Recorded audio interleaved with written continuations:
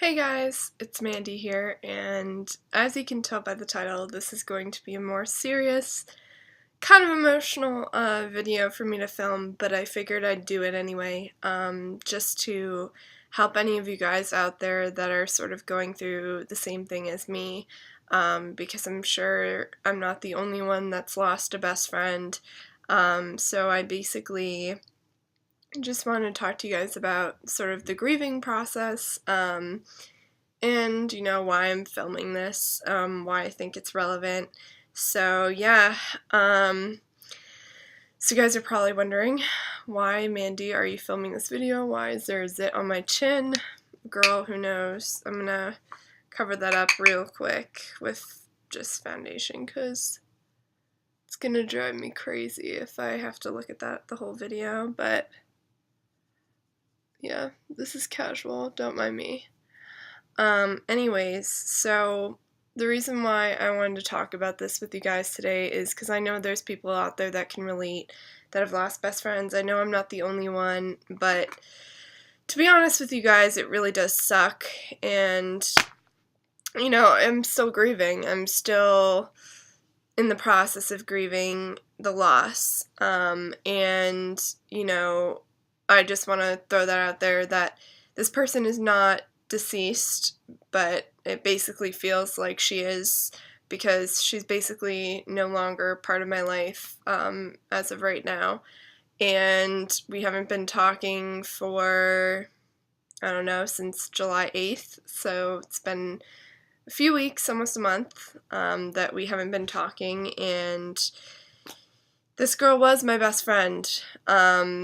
We had been best friends for 8 years, since middle school, and, she had a huge impact in my life. I basically considered her my sister that I never had, and she felt the same way about me as far as I knew. And we had a really close bond. We shared a lot of memories together.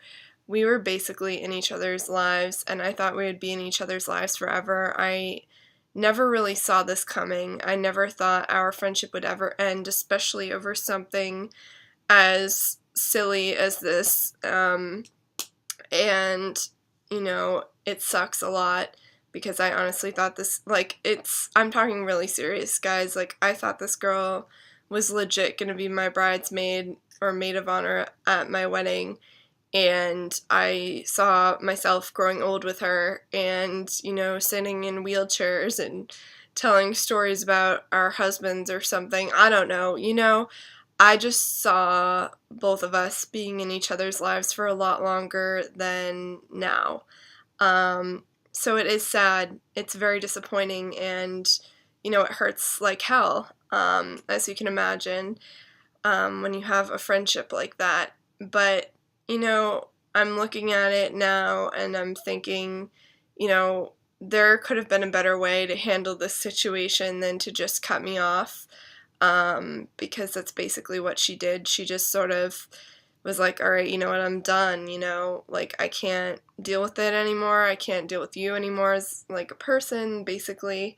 I was causing her anxiety, and I don't know why I would ever cause her anxiety, because that was the opposite of what I ever would want to do, and I would never intentionally hurt her, and she knows I never would intentionally hurt her, and I cared about her so much that when she was telling me all these things, and whatnot, I was sobbing.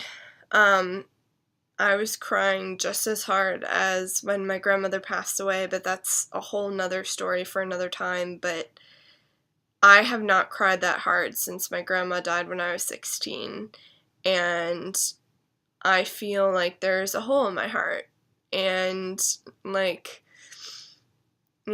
it sucks. It really does, because I thought she'd be my life forever, honestly. I'm telling you guys the God's honest truth. I'm not even trying to be, over dramatized or anything, but basically, the first couple of weeks, I was in shock. I was definitely in shock. I was upset. I was very upset, very angry, in shock. I didn't understand why she didn't come to me sooner to talk this out, and or why we didn't like talk it out and try to fix the things that went wrong in our friendship. I don't know why she didn't give me that opportunity to, try and fix things and make them better and move on, because, with friendship and any relationship you're going to have, there are going to be rough, bumpy roads, and you have to expect that if you're going to have somebody in your life for a while, especially like in the future down the road when you have a husband or wife, you're going to fight. It's going to happen, and you're going to disagree with each other. You're not going to see each other's point of views right away, but you try to sit down and work it out. And I thought I meant enough to this girl that she would, sit down and try to figure this out, try to, fix what went wrong. And, I apologize for everything that I did. I owned up to everything right after it happened. I didn't wait any longer, and I did give her opportunities to talk to me about it, and I did, sit down and say, like, let's talk about it. Like, what can we do next time to prevent this from happening again? I gave her opportunities like that, but she said it felt like I was attacking her, which I was in no way attacking her and blaming her for everything. I actually did apologize on my behalf for miscommunications and things of that nature.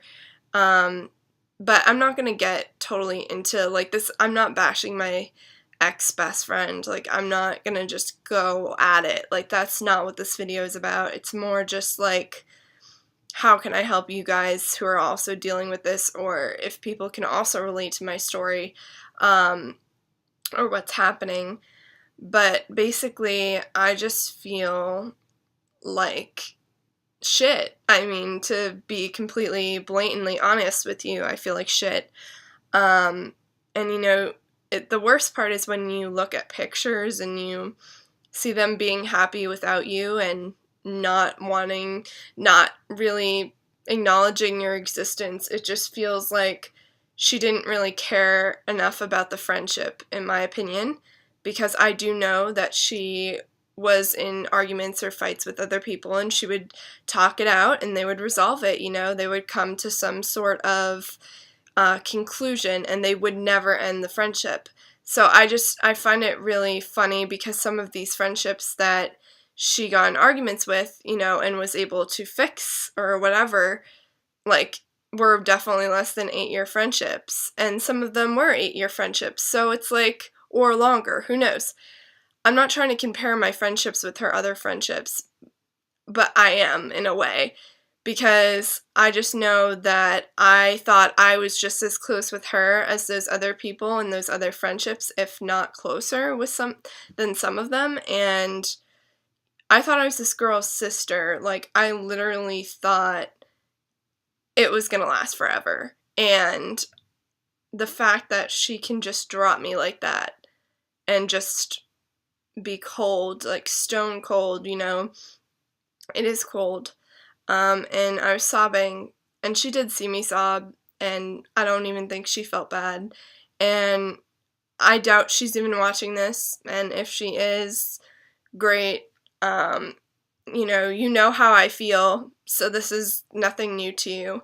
But I don't, I'm trying really hard not to get emotional, because I told myself I wouldn't for this video, because that's not the point of this video. The point is, there's going to be weeks. The first couple weeks I was in denial or shocked. It didn't really hit me, you know what I mean? Like, I was sort of like, maybe she'll talk to me sometime soon, or we'll try to get in contact again, or maybe she'll try to reach out to me.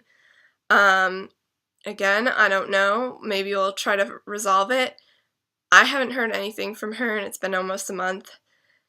So now I'm sort of starting to see her moving on with her life with other people that I, thought I would be moving on with them too, and I just feel like completely shut out of her life. And I mean, I guess that's what happens. Shit. Oh my god, sorry. This thing just went dark. I guess that's what happens when you're no longer best friends with someone or close with them anymore. So it's to be expected. And a lot of the things she did tell me or say were so hurtful.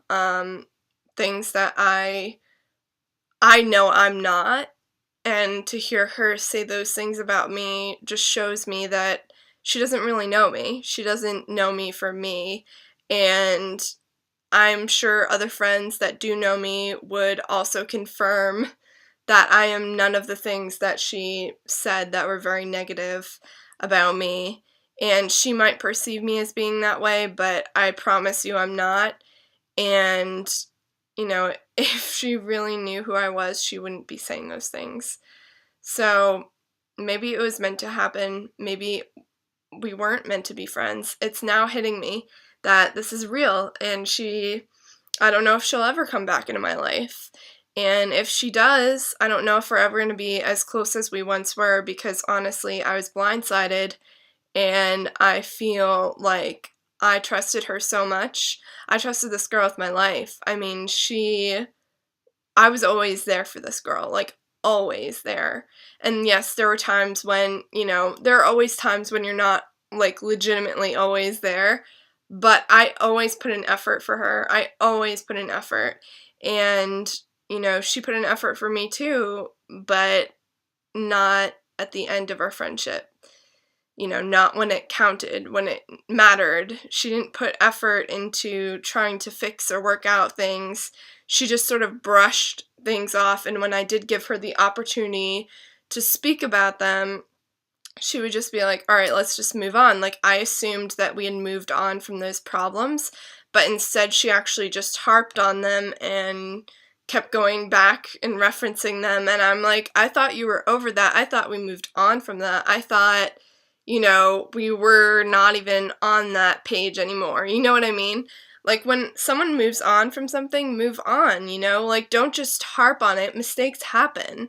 Things happen. People make mistakes, and I'm sorry, but if you think you're perfect, you're not. No one's perfect. Everybody makes mistakes, and everybody owns up to them. I own up to my fucking mistakes, okay? Like, I will own up, and I owned up, and I apologized to her, and I told her, I will do something differently. What do you want me to do instead? I always asked her, like, what can I do to make this better? What can I do to fix this? What can I do? I mean, honestly, the things that happened, I don't think were that bad to the point where she needed to end our friendship.